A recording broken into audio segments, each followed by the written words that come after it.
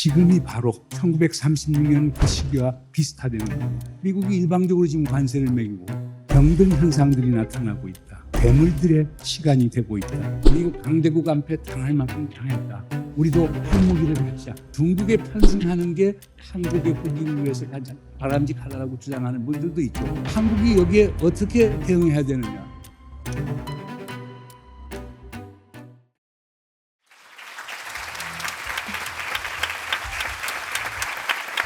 반갑습니다.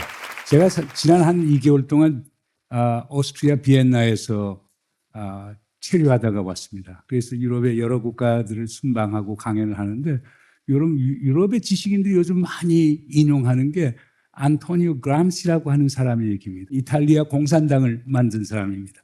무솔리니 파시스트 정권 하에서 감옥에 있다가 1936년 2월에 감옥에서 나왔고 그때 출간한 책이 프리즌 노트라고 해서 옥중 일기죠. 이 책을 썼는데 거기서 상당히 의미심장한 얘기를 합니다. 낡은 질서는 죽어가고 있고 새로운 질서는 태어나지 않았는데 태어나려고 투쟁하고 있다. 이 권위의 시대, 병든 현상들이 나타나고 있다. 그리고 이 권위 시대는 괴물들의 시간이 되고 있다. 그게 바로 이태리의 파시즘, 독일의 나치즘, 유럽 국가들끼리 보호주의 정책 전개, 그리고 2차 세계대전이 나왔던 겁니다. 그래서 제가 유럽 지식인들에게 물어봤죠. 왜 안토니 그람시의 그 얘기들을 많이 활용하느냐. 그분들 얘기는 지금이 바로 1936년 그 시기와 비슷하다는 겁니다. 우리 지정학적 세계를 보죠. 자, 러시아가 우크라이나를 침공했죠. 가자에서 나타냐후가 무자비한 침공을 벌였죠. 그 다음 미국과 이스라엘이 이란에 대해서 선제적 타격을 가했습니다. 그리고 인도 파키스탄이 전쟁을 하고 타일란드와 캄보디아가 사사한 문제를 갖고 결국 전쟁을 하고 이제 전 세계가 위기 속에 빠지고 있거든요. 근데 과거 패권 국가인 미국은 하는 게 아무것도 없고 유엔의 역할도 거의 미미하고 나토와 유럽 연합의 역할도 미미하고 그러니까 전쟁이 벌어지고 수많은 사람들이 살상하고 죽어가는데도 국제사회에서는 어떤 행동도 취하지 못하고 있는 현실. 그것뿐이 아니죠. 한반도에서는 평화 안정이 건재할까? 이런 문제들이 엄청나게 나오고 있습니다. 그러니까 지금 전개되고 있는 권위 시대, 패권 질서가 무너지고 새 질서는 태어나지 않은 상태 속에서 엄청난 암투가 벌어지는 현상을 얘기하는데 그 현상이 지금 지정학적 분야에서는 토마스 하우스가 얘기하는 만인이 만인에 대한 투쟁, 전쟁 상태로 나오고 있다는 거죠. 근데 이게 꼭 안보 분야만 그러는 게 아니에요. 경제 분야도 보세요. 트럼프 대통령이 미국 경제가 어렵다. 미국이 소위 무역 수지가 악화되고 있다. 그래서 일방적으로 상호 관세, 어떤 국가에서는 100%도 매기고 한국 같은 데도 25% 매긴다고 했다가 최근 협상에서 15%로 내려오긴 했지만은 미국이 일방적으로 지금 관세를 매기고 상호 관세 25%, 15%로 낮춰줄 테니까 한국은 투자를 미국에 3,500불씩, 500억 불씩을 하라. 그런데 그것도 지금 미국 정부가 주장하는 것은 트럼프 대통령이 그 투자처를 결정을 한다. 그리고 투자를 하는데 돈은 한국에서 나가는데 거기서 생기는 이득은 50대 50으로 나눈다.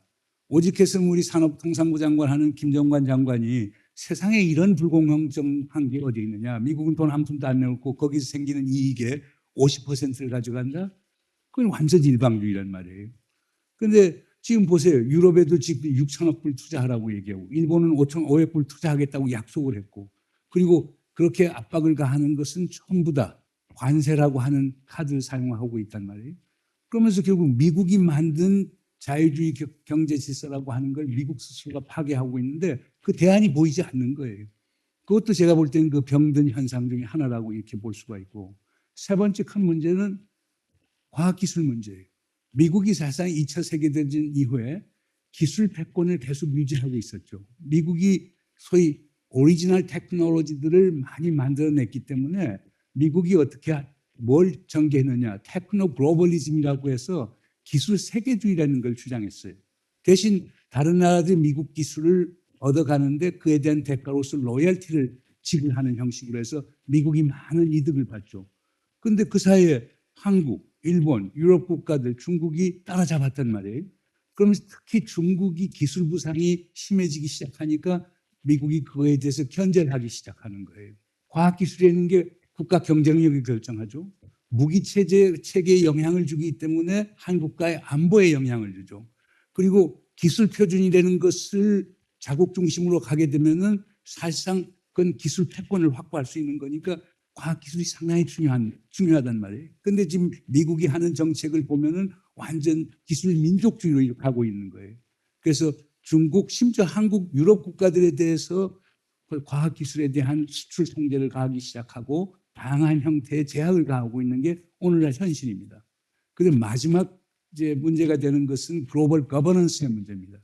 미국이 공헌한 것 중에 가장 위대한 것 중에 하나는 유엔의 창설이에요. 2차 세계대전이 끝나서 우드로 윌슨 대통령이 국제연맹이라는 걸 만들었는데 미 의회가 반대해서 미국 스스로가 국제연맹의 회원이 되질 않았어요. 그래서 1945년에 2차 세계대전이 끝나면서 미국 주도하에 유엔을 만들었거든요. 유엔은 상당히 중요하죠. 왜냐하면 국제법을 지키고 국제사회의 평화 안정을 가져오는데 가장 중요한 역할을 합니다. 특히 유엔 헌장 1조에 나타난 그 유엔 회원국들은 모든 다른 국가의 영토와 주권을 존중해주고 모든 분쟁을 평화적으로 해결한다는 것을 유엔 헌장 1조로 삼고 있습니다. 그리고 그게 크게 작동을 해왔어요.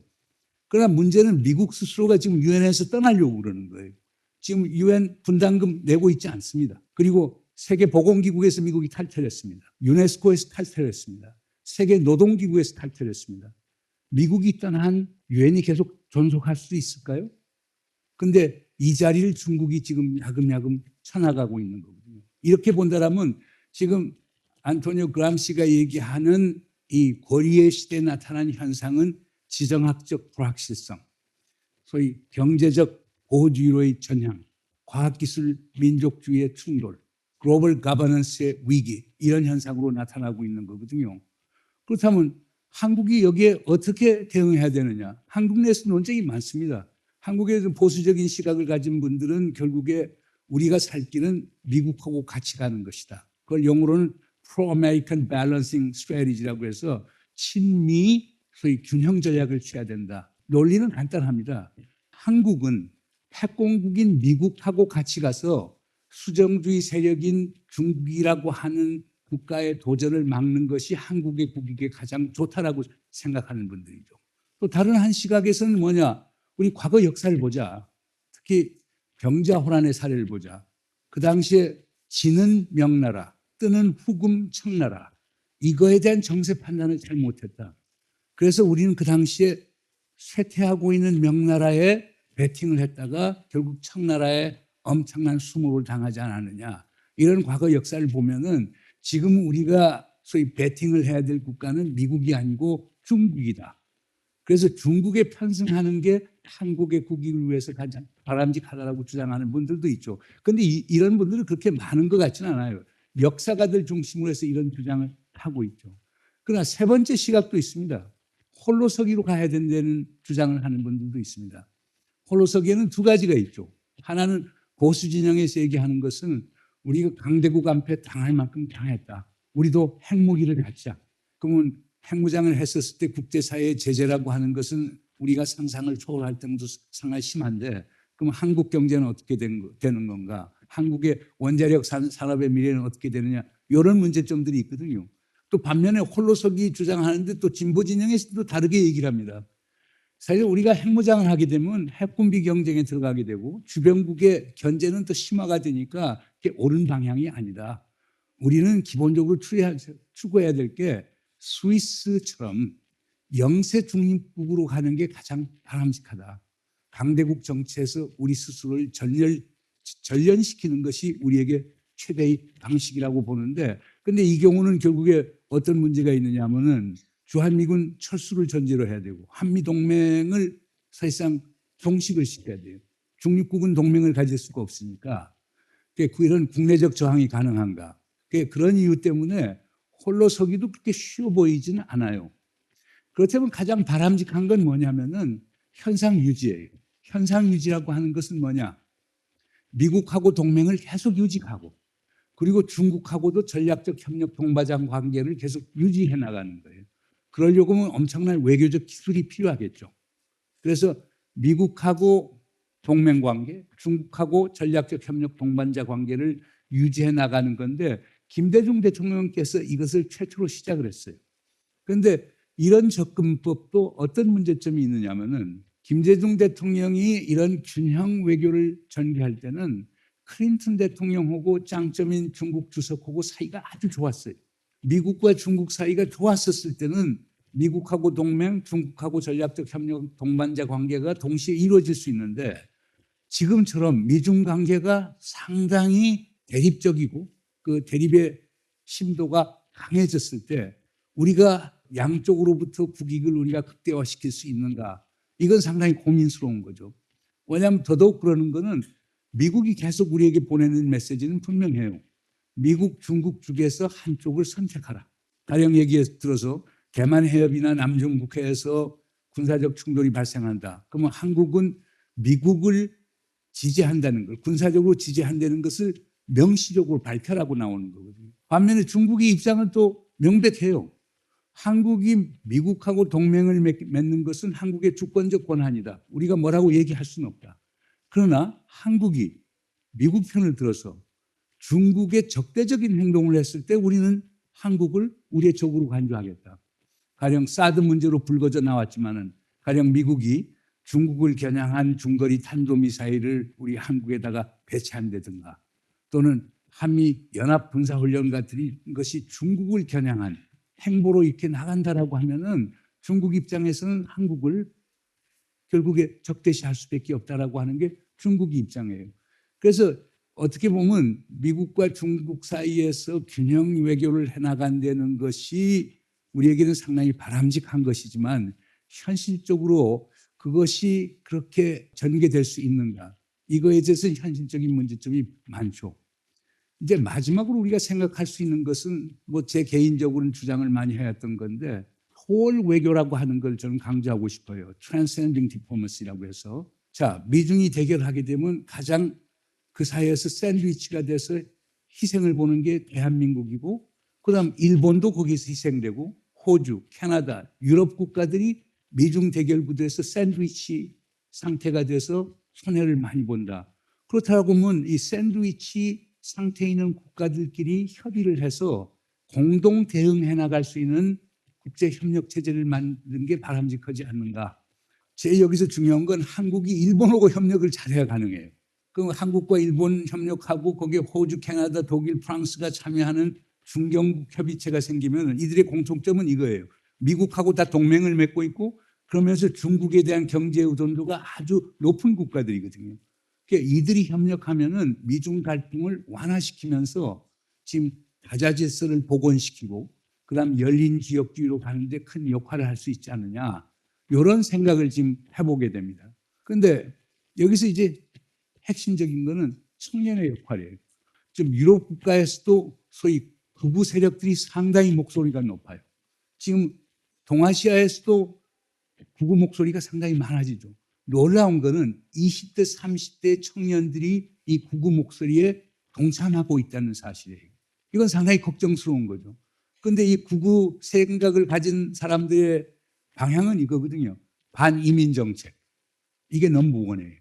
그리고 국수주의적인 정책, 민족주의적 정책, 국제협력의 배제, 세계화의 배제 이런 식으로 나가는 거거든요. 그런데 한국 같은 데서는 그런 정책을 폈을 때 우리에게 평화 번영을 가져올 수 있는가 이런 걱정을 하게 됩니다. 그렇다고 하면 이것을 역전시키면서 우리 한국의 젊은이들이 국제사회의 지도적 역할을 갖추면서 새로운 연대를 구축하는 작업이 상당히 필요한데 이걸 위해서 무엇이 필요하느냐. 제가 볼 때 제일 중요한 거는요. 많이 알아야 될 것 같아요. 그러니까 knowledge, 지식이 제일 중요한 것 같아요. 그런데 지식을 가지려고 하면 많이 읽어야 되지 않습니까? AI에만 의존할 수는 없죠. AI를 넘어서 많이 읽고 소위 이런 강좌도 많이 가고 그러면서 지식을 많이 가져야 되겠다. 그러니까 두 번째 지식을 많이 갖게 되면은 결국에 뭡니까? 토론을 많이 할 수 있어야 돼요. 그러면 토론을 하다 보면 공감대를 가진 사람들끼리 그룹이 형성되고 그들이 그 대내적 연대 그리고 그들 간의 국가 간의 연대가 구축이 될 수 있기 때문에 두 번째 토론을 많이 하라. 세 번째로는 공감과 공유의 정신을 좀 활성화시켰으면 좋겠다. 우리 인간은 기본적으로 나르시시스틱 경향이 상당히 자기 도취적 성향이 상당히 강해요. 자기가 항상 우주의 중심이에요. 자기 중심으로 타인을 보거든요. 그 과정에서 타인을 악마화시키고 다른 나라를 악마화시키는데 저는 그런 방향은 결국 우리에게 가장 최악의 결과를 가져온다고 봐요. 이거 동정이 아니에요. 심패시가 아니고 엠패시. 공감을 갖게 되면은 자연히 공유의 마음이 생기고 나눔의 마음이 생기는 거거든요. 그러면 나누기 위해서 또 필요한 게 뭐냐? 그 공감과 공유라고 하는 그런 어떤 가치 정향이 설정이 되게 되면 그다음 자연히 나올 수 있는 게 행동이에요. 우리가 소극적인 방관자로서는 이 국제 질서의 파고를 극복해 나가는데 기본적인 한계가 있다고 봅니다. 여러분 스스로가 행위 주체가 되고 여러분 스스로가 국제적 연대를 구축하고 인도적 위기에 대해서 대응할 수 있는 국제적 협력 또 세계 시민사회를 구축하는 데 있어서 직접적 참여 이런 걸 통해서 이런 여러 가지 아젠다와 관련한 데 여러분 스스로가 참여해서 행동의 주체가 되는 게 상당히 필요하다고 봅니다. 이런 역할을 쭉 했었을 때 제가 볼 때는 여러분이 국제연대의 이제 핵심이 되는 것 아닌가 생각이 됩니다. 그래서 제가 그 국제정세라고 하는 그 거시적인 얘기를 하면서 결국에 제일 기본은 여러분이 중요하다는 겁니다. 여러분이 미래의 주인이니까. 우리야 좀 있으면 사라질 노병들이고 여러분이야 미래를 구축하는 행위의 주체이기 때문에 여러분들이 지금부터 국제 문제에 관심을 갖고 열심히 행동하는 행동의 주체가 되길 바랍니다. 감사합니다.